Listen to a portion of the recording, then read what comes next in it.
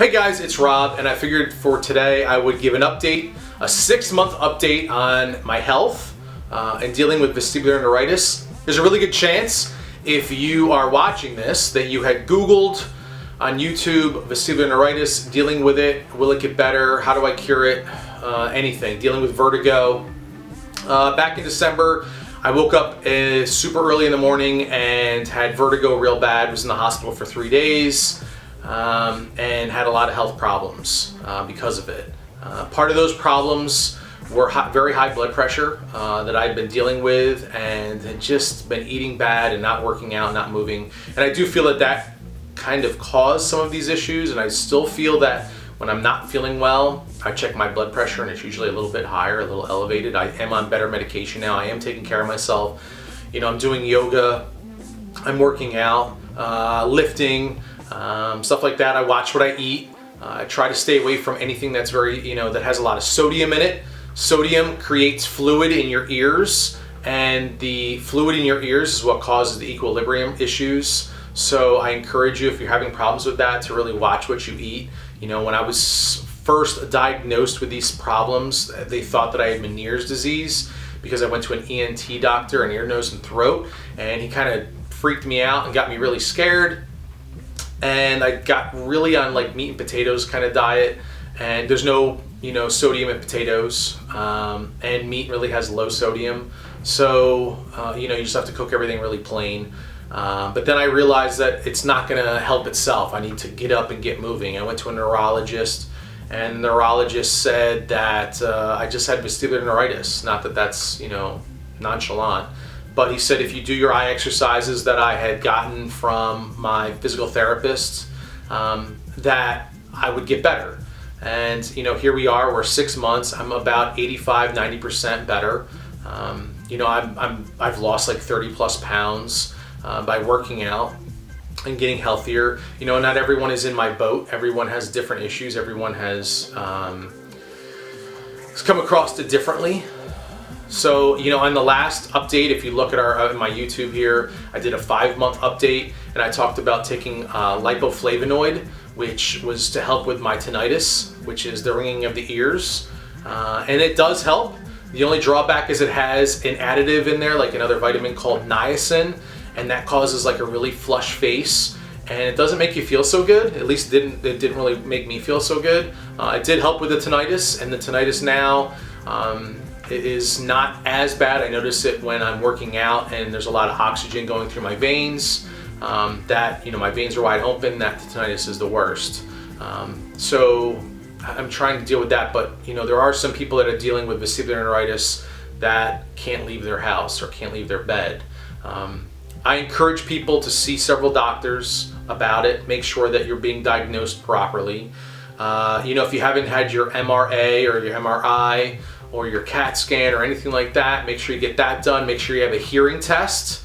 A hearing test will actually help decide to show if you have hearing loss in that particular ear, and that can be partially some of your diagnosis for Meniere's disease, so you have to be careful of that. I did. You also will probably have fullness of the ears, or at least your one, make you feel like you're underwater. That does start to kind of lessen over time. I only have it now like, a couple times a day. For me, I think that the real big issue for me was blood pressure, and I needed to start to get moving. I dealt with depression, I had anxiety. I still have anxiety sometimes about it, and that's normal, 100% normal to deal with that, because you feel, your life gets turned upside down, but you have to get up, get moving, go outside, start doing things. And what really helped me was reading online. There's support groups on Facebook, there's other places you can look online for help, and some of the people were just like, you just have to go face your fears. And I started to just tell my wife, let's go to Target, let's go to Walmart, let's go to the grocery store, let's go out for a ride, let's go for a walk. When I went to the mall, originally I had gotten really sick after I'd had it, because I got on an escalator, and just a little bit of movement offset me for, I think, like 2 weeks. It sounds so silly, but it's the truth.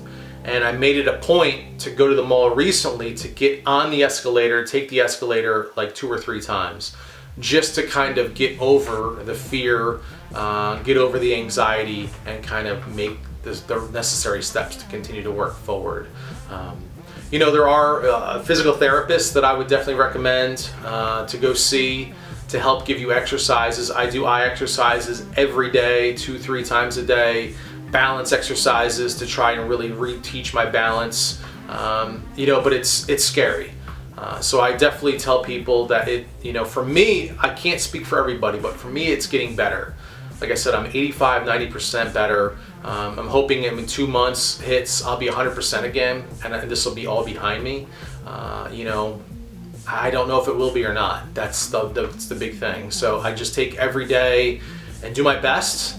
I try to work hard at getting better and go from there. So thanks for watching. And I just wanted to tell people that if you are dealing with this, it does get better. You know, it does. You just have to work for it. If you're drinking soda and you're eating fast food and filling your body with salt and garbage, you're not going to get better. If you're relying on your medication like your Dramamine or anything stronger that they've given you, that's also not going to help. That actually dulls the senses and just masks the problem, does not help it. It can actually hurt the recovery time. You know, and see a doctor, see several doctors to kind of get yourself situated on where you need to be. And don't go crazy. You know, I know that it's easy to go crazy and start to think like, oh, I have this, I have that, oh, you know, because I did the same thing. You know, I'm like WebMD, you know, where I was self-diagnosing myself with like Bell's palsy and everything else, you know, and I clearly didn't have those issues just because it makes you crazy. But I hope this helps. If you're at home and you're having problems, you can always reach out to somebody. If you don't have anybody else to reach out to, you can contact me on Twitter @RobDimension. I'm on Facebook. I'm on Instagram. You know, let me know what's going on. You know, all I can tell you is my experiences. I can't tell you, you know, I have people that message me now and ask me about a lot of symptoms. And sometimes I have those symptoms, sometimes I don't. Everybody's different because everyone's going through it differently. You know, so, you know, my heart goes out to you if you are dealing with these issues because they are pretty terrible. But, like I said, I think it does get better. So, thanks for watching, and you can follow along here. You just have to click subscribe to my YouTube channel. You can watch Heavy to Healthy Hopefully, which is every Wednesday. It's my journey for weight loss, and I also do talk about vestibular neuritis a little bit, but not very much. I talk about what I'm eating, any other problems that I'm having. On Fridays I do Dimension Chat, which is, you know, more or less a lot of comedy sketches about whatever I'm kind of watching or whatever I'm doing. But hopefully, you know, you recover, and I wish you luck. Thanks.